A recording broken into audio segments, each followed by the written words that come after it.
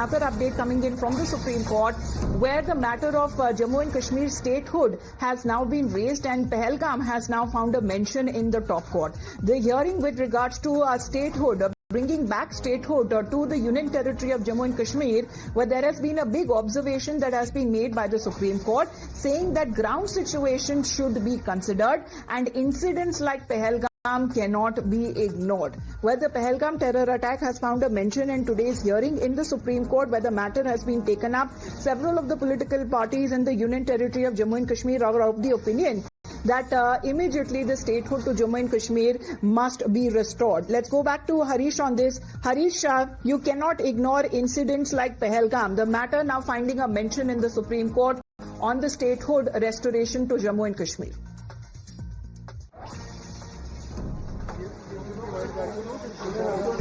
Yes, that's right, Amita. Big development as far as the raging issue over restoration of statehood to Jammu Kashmir is concerned. The Supreme Court bench led by the Chief Justice of India, B.R. Gavai, was hearing a petition filed by two residents of Jammu Kashmir saying that despite the December 11, 2023 judgment in the Article 370 abrogation matter, clearly saying that statehood should be restored at the as early as possible, but the Union government has not taken any step despite passage of more than 20 months, and therefore the Supreme Court's intervention was sought.